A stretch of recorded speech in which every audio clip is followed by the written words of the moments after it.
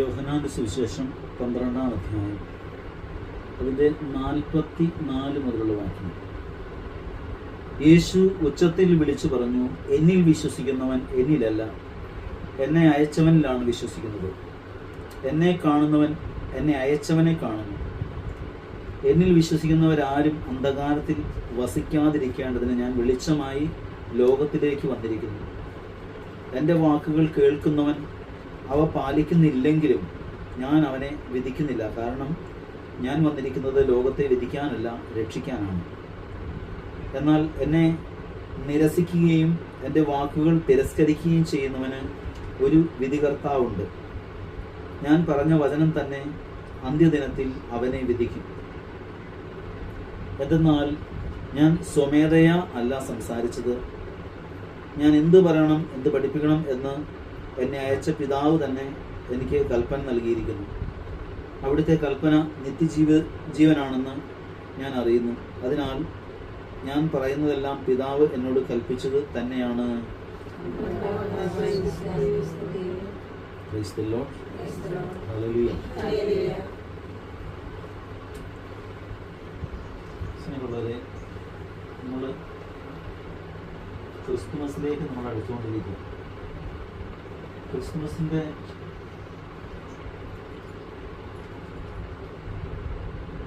ഒരു നമുക്ക് ഓർത്തു കഴിഞ്ഞാൽ നമ്മൾ ഒരുപാട് ക്രിസ്തുമസ് നമ്മൾ ആഘോഷിച്ച് കടന്നു വരുന്നു. നമ്മുടെ ജീവിതത്തിൽ ഏതെങ്കിലും ഒരു ക്രിസ്തുമസ് നമുക്ക് മറക്കാൻ പറ്റാത്തതായിട്ടുള്ള ഏതെങ്കിലും അനുഭവം ഉണ്ടോ എന്ന് പരിശോധിച്ചു. എത്രയോ ക്രിസ്തുമസ് ആഘോഷിച്ചു.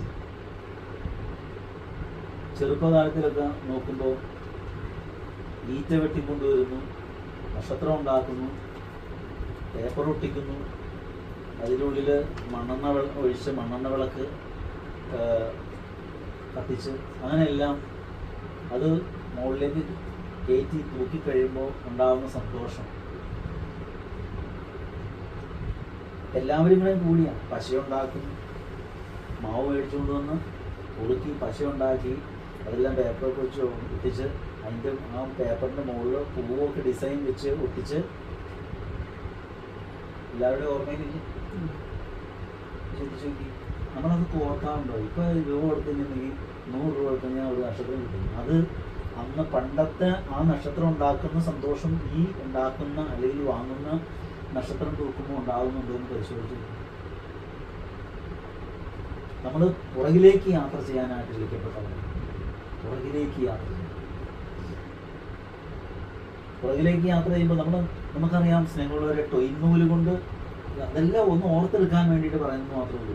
ടൊയിൻ നൂല് വാങ്ങിക്കൊണ്ടുവന്ന്, പിന്നെ പേപ്പർ വാങ്ങിക്കൊണ്ടുവന്ന്, ഇതെല്ലാം വളരെ മനോഹരമായിട്ട് ചെയ്യുന്നതിന് ഒരാൾ തന്നെയല്ല, എല്ലാവരും ആ കുടുംബത്തിൽ എല്ലാവരും കൂടെ കൂടി ചേർന്നുണ്ടാക്കുന്ന ഒരു സ്നേഹത്തിൻ്റെ ഒരു നക്ഷത്രം അവിടെ കാണുന്നു. Praise the Lord. Hallelujah.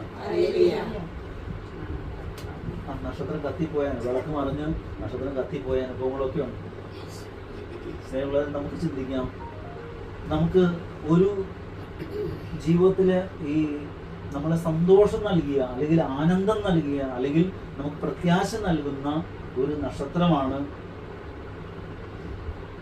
കിഴക്ക് ഉദിക്കുന്നത്, ബത്ലഹേമിൽ. നമ്മൾ ഈ വചനത്തിലേക്ക് ആദ്യം ഒന്ന് ചിന്തിക്കും, അതിനുശേഷം നമുക്ക് ക്രിസ്തുമസിലേക്ക് മടങ്ങി വരാം. ഞാനൊരു ഇൻട്രൊഡക്ഷനായിട്ട് പറഞ്ഞു മാത്രമേ ഉള്ളൂ.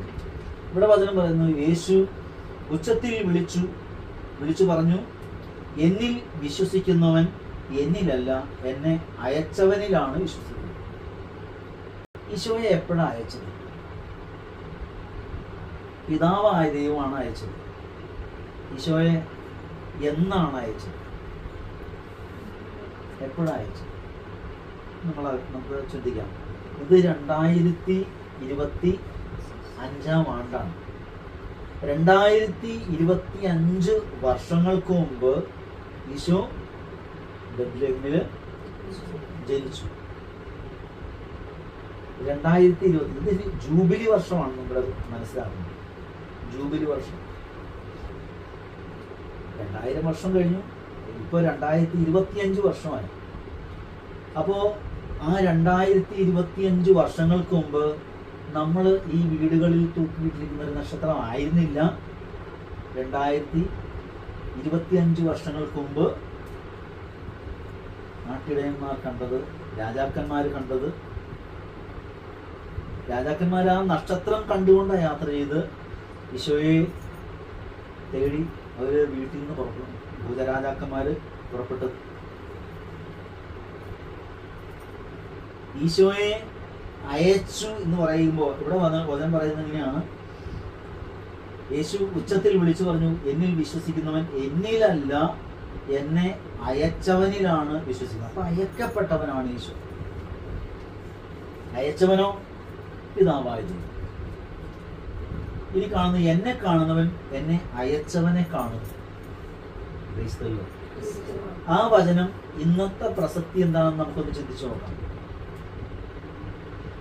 എന്നെ കാണുന്നവൻ എന്നെ അയച്ചവനെ കാണുന്നു. ഞാനിവിടെ നിന്ന് വചനം പറയുക, ദൈവം അനുവദിച്ചതുകൊണ്ടാണ് ഈ വചനത്തിന്റെ വ്യാഖ്യാനങ്ങളും വചനത്തിൽ നിന്നുള്ള പൊരുളുകളെല്ലാം വ്യാഖ്യാനിച്ചു തരാൻ പറ്റുന്നത്. അപ്പോൾ ഇത് എൻ്റെ സ്വമേധയാ ഒരു കഴിവല്ല, മറിച്ച് എന്നെ അയച്ചവനെ, എന്നെ ഇവിടെ നിർത്തിയവന്റെ. അപ്പൊ എന്നെ ഈ പറയുന്ന വാക്കുകളെല്ലാം കേൾക്കുമ്പോൾ എന്നെയല്ല കാണുന്നത്, എന്നെ അയച്ചവനെ കാണാനായിട്ട് സാധിക്കണം. ഹല്ലേലൂയ. അപ്പൊ നമ്മുടെ നോട്ടം എങ്ങോട്ടായിരിക്കണം എന്ന് അതിന്റെ അർത്ഥം. ആ നോട്ടം ഒരിടത്ത് തങ്ങി നിൽക്കുകയല്ല, അങ്ങോട്ട് യാത്ര ചെയ്തു പോകണം. ദൂരേക്ക് ദൂരേക്ക് ദൂരേക്ക് പോകുമ്പോൾ അങ്ങ് സ്വർഗത്തിൽ വരെ എത്തും നമ്മുടെ നോട്ടം. ഹല്ലേലൂയ.